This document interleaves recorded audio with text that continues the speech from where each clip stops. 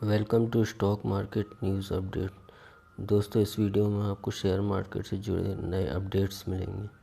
चलिए शुरू करते हैं फर्स्ट अपडेट से। लंबे इंतजार के बाद एक बार फिर सरकारी एयरलाइंस एयर इंडिया की कमान टाटा ग्रुप के हाथों में सौंप दी गई है। एयर इंडिया के लिए टाटा ग्रुप ने करीब 18,000 करोड़ रुपए की बोली लगाई थी। मीडिया को संबोधित करते हुए department of investment and public asset management Deepam के सचिव तुहिन कांत पांडे ने बताया कि टाटा सन्स की टेलेस प्राइवेट लिमिटेड ने 18,000 करोड़ रुपए की बोली लगाकर बाजी मारी है। तुहिन कांत पांडे ने कहा कि लेन देन दिसंबर 2021 के अंत तक पूरी होने की उम्मीद है। सरकार की शर्तों के मुताबिक सफल बोली लगाने वाली कंपनी यानी टाटा को एयर इंडिया के अलावा सब्सिडरी एयर इंडिया एक्सप्रेस का भी 100% नियंत्रण मिलेगा।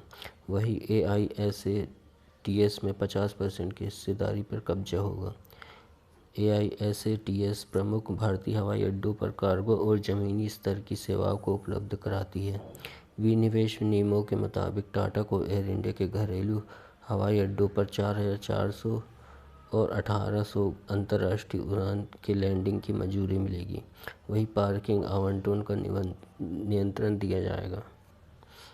नेक्स्ट अपडेट है, RBI की मॉनेटरी पॉलिसी कमेटी ने इस बार भी पॉलिसी रेट में कोई बदलाव नहीं किया है। रेपो रेट पहले की तरह 4% पर बरकरार है।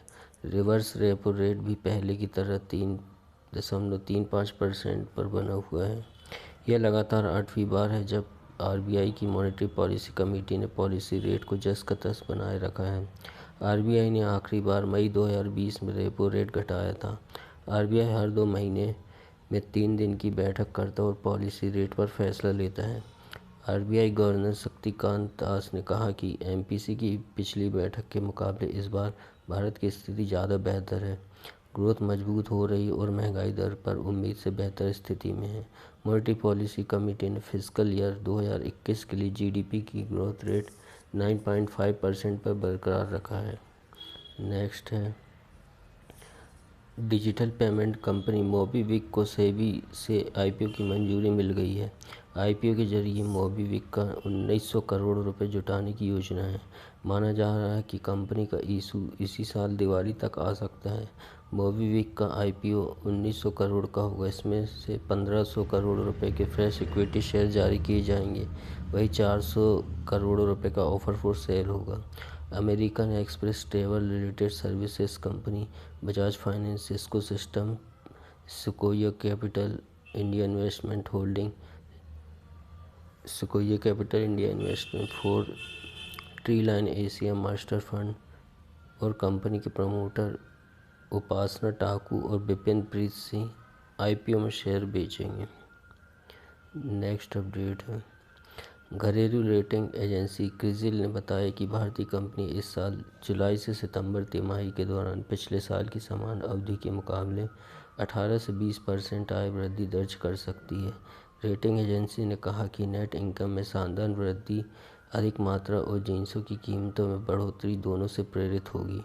एजेंसी ने कहा कि बढ़ती लागत पिछली तिमाही की तुलना में कंपनियों के लिए परिचालन प्रॉफिट मार्जिन विस्तार को सीमित कर सकती है। महामारी की शुरुआत के तुरंत बाद कंपनियों ने सतर्क रुख अपनाया था और वेतन कटौती सहित कई लागत नियंत्रण उपायों को सहारा लिया, जिसके परिणाम स्वरूप मांग बेहद कम होने के बावजूद व्यवसायों को बड़े पैमाने पर संरक्षित किया जा सका। क्रिसिल ने कहा कि दूसरी तिमाही के दौरान सभी क्षेत्रों में सुधार देखा गया। इसके आगे वित्त वर्ष 2021-22 की दूसरी तिमाही के दौरान 8 से 10% आय वृद्धि होने की संभावना है। वित्त वर्ष 2021-22 की पहली तिमाही के लिए कुल आय 15.8 लाख करोड़ रुपए तक पहुंचने की उम्मीद है, जो वित्त वर्ष 2020-21 की पहली तिमाही से 30 से 32% अधिक है। रिपोर्ट में कहा गया कि समीक्षाधीन तिमाही में IT और ITS कंपनियों की आय वृद्धि दोहरे अंकों में होगी, जबकि सेमीकंडक्टर की कमी ऑटो इंडस्ट्रीज की आय वृद्धि को 4 से 6% तक सीमित कर देगी। नेक्स्ट है, अमेरिकी एसेट मैनेजमेंट कंपनी इन्वेस्को ने artificial intelligence based travel app Ixigo के चीन के फ्यूजन ग्रुप के स्टेक का बड़ा हिस्सा खरीदा है। एक्जिबो में एलिवेशन कैपिटल, सिकोया कैपिटल और जीआईसी का इन्वेस्टमेंट है। इसमें आईपीओ के जरिए 1600 करोड़ रुपए जुटाने के लिए हाल ही में सेबी के पास डॉक्यूमेंट जमा किए थे। सूत्रों के अनुसार इन्वेस्को टैक्स सेक्टर से जुड़ी कंपनियों में इन्वेस्टमेंट करना चाहती है। यह ऐसी कंपनियों में अधिक दिलचस्पी रखती है जो आईपीओ लाने वाली हैं। आईपीओ लाने की तैयारी कर रही फिनटेक फर्म पाइन लैब्स में इन्वेस्को ने लगभग $10 करोड़ का इन्वेस्टमेंट किया है। इसके अलावा यह फूड डिलीवरी से जुड़ी स्विगी में भी इन्वेस्टमेंट के लिए बातचीत कर रही है। जुलाई में एक्जिगो ने जीआईसी की अगुवाई वाले इन्वेस्टर के कंसोर्शियम से $5.3 करोड़ हासिल किए थे। इसके बाद फर्म के शुरुआती इन्वेस्टर में शामिल मेक माई ट्रिप ने इसमें अपनी पूरी हिस्सेदारी बेचकर 8 गुना का रिटर्न कमाया था।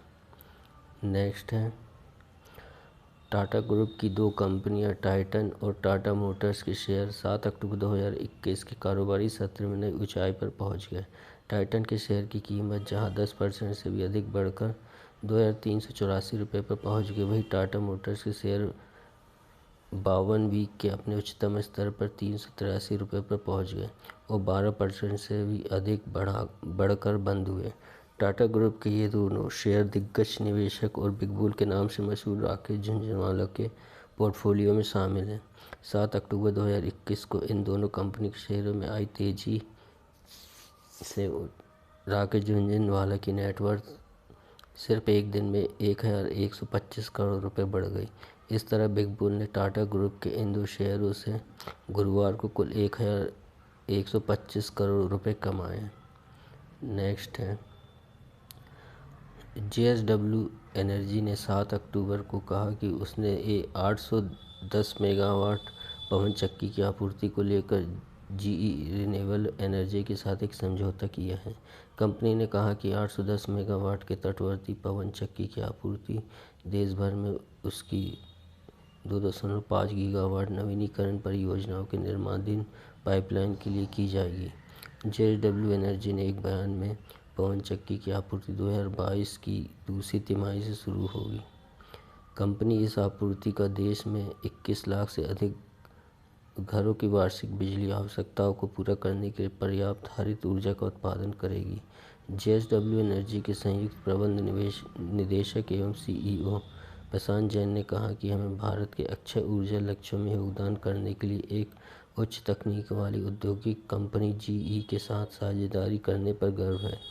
हमारी कंपनी ने 2030 तक 20 गीगावाट बिजली उत्पादन क्षमता तक पहुंचने का लक्ष्य रखा है। वहीं जीई रिन्यूएबल एनर्जी के तटवर्ती विंड इंटरनेशनल कारोबार के सीईओ शैरी हिकॉक ने कहा कि यह एक अनूठी साझेदारी होगी जहां दोनों कंपनियां ऊर्जा की प्रतिस्पर्धी लागत देने के लिए अपनी अपनी ताकत का लाभ उठाएगी। नेक्स्ट है भारतीय रेलवे ने अपनी दी गई जानकारी में बताया कि भारतीय रेलवे की माल ढुलाई सितंबर 2021 में पिछले साल के इसी महीने के मुकाबले 3.62% अधिक रही। रेलवे की माल ढुलाई सितंबर 2021 के दौरान 10.60 करोड़ टन थी, जो पिछले वर्ष की इसी अवधि में 10.23 करोड़ टन की तुलना में 3.62% अधिक है। इस अवधि में भारतीय रेलवे ने माल ढुलाई से 10,815.73 करोड़ रुपए कमाए, जो पिछले वर्ष की इसी अवधि की तुलना में 9.19% अधिक है। पिछले साल इसी अवधि में रेलवे की माल ढुलाई से कमाई 9,905.69 करोड़ रुपए थी। ज्ञात हो कि माल ढुलाई को सुगम बनाने के लिए भारतीय रेलवे में कई तरह की छूट भी दी जा रही है। नेक्स्ट है रिलायंस इंडस्ट्रीज की subsidiary Reliance retail ventures limited Bharat में 7-Eleven कन्वीनियंस स्टोर लॉन्च करेगी।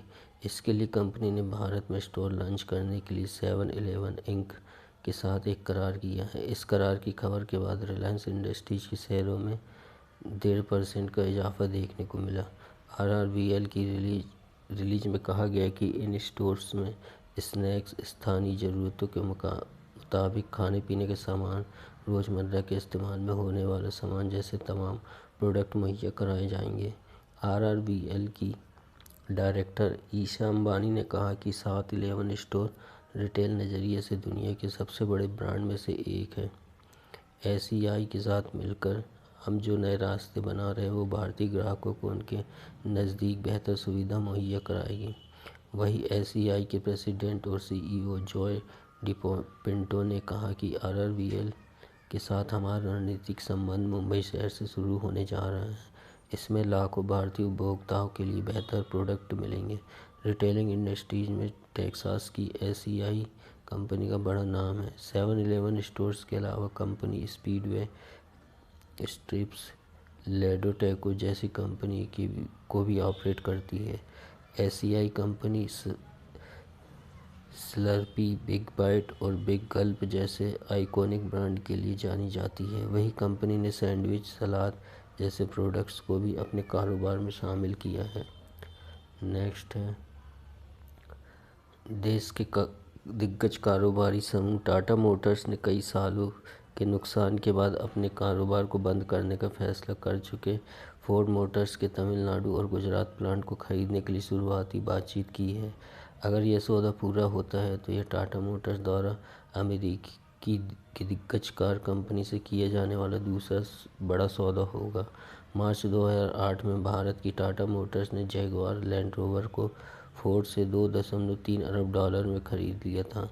टाटा मोटर्स की तमिलनाडु में कोई मैन्युफैक्चरिंग फैसिलिटी नहीं है। इसके पास गुजरात में एक प्लांट है। यह फोर्ड के प्रोडक्शन यूनिट के बिल्कुल पास में ही स्थित है।